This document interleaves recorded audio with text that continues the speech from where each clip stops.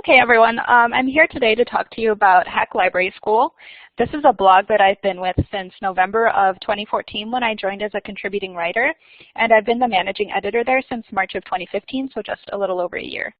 So today I'm just going to tell you about who we are and what we do. I'm going to take you through some of the projects that we've had, and I'm going to tie that in with why I think projects like ours are really valuable to the LIS student community. So first of all, what is Hack Library School? What is HLS? I have a quote from our mission statement on the right-hand side of the page that explains that somewhat. But basically, we are a blog that was founded by a group of students in 2010, and they were looking for a platform to discuss issues related to LIS education. We have a rotating team of 10 to 15 writers at any given time. And they're all LIS students, either from the US or Europe. I think all of our students except one are in the US, and then we have one person who attends the University of Sweden that's writing for us right now. So what do we write about? Pretty much anything that relates to library at school. So that could be reflections on some of the courses that we've taken. We could talk about our experience at a conference. We give a lot of job advice, especially from people who have just started interviewing for professional positions. Basically anything that's related to LIS education. And I'm just going to take you through a few of the series posts that we've had recently just to give you an idea of what we do. So the first of those, it's called Hack Your Program. And we have several of these that are written by students who are currently attending the school.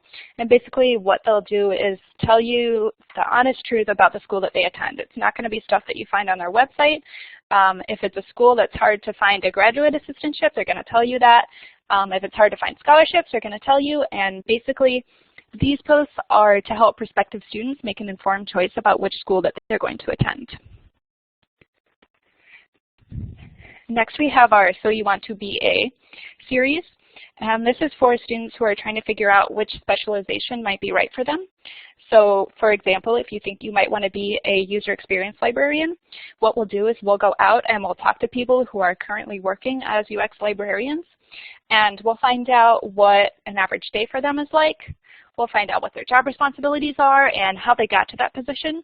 And basically, this is a way for people to help decide how they want to move their career forward and what specialization they want to do. We also have collaborations with several other blogs.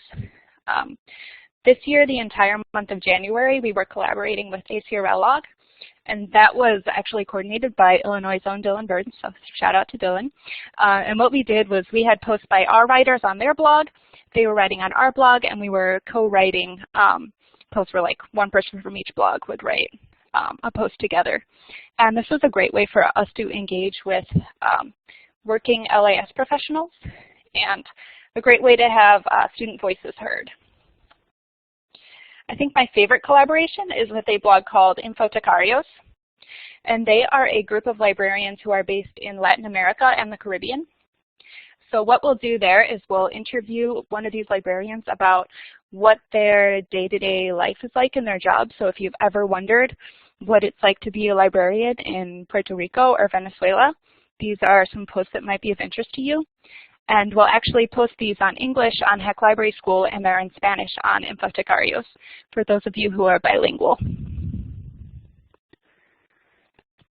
Actually, just last month we had a series where we interviewed all three of the candidates for president of ALA. You might recognize Lisa Hinchliff on the slides. She was one of the people that we interviewed. And this was a great way for us to have our voices heard and get a conversation going between LIS students and leaders. And it was a great way to hear their perspectives on the big issues. So if you haven't voted yet for ALA President, I recommend that you take a look at these posts because it's a great way to hear how they stand on the big issues out there. Finally, my favorite thing about writing for Hack Library School is the support and sense of community. So I have a picture here. This is from our meetup that we had at ALA Annual in San Francisco last year. And these are current writers, former writers, and readers, and we all just got together to talk about LIS education stuff. So I'm willing to bet that everyone in this room has felt burnout or had issues with time management or maybe suffered from imposter syndrome at some point. So our writers have been there, and we've written about it. And I really enjoy reading these posts because it's great to just hear that someone out there is going through the same thing as you. And sometimes our writers have some really great advice. So if I piqued your interest today and you're interested in getting involved, you can write a guest post. We're always looking for guest posters, and there's more information on how to do that on our blog. You can apply to be a writer. We recruit new students about 2 times per year. Or if you read a post that is of interest to you, I recommend that you join the discussion in the comment section because we love to hear from our readers. If you have any other questions or comments, my contact info is at the bottom of the slide. Thank you, everyone.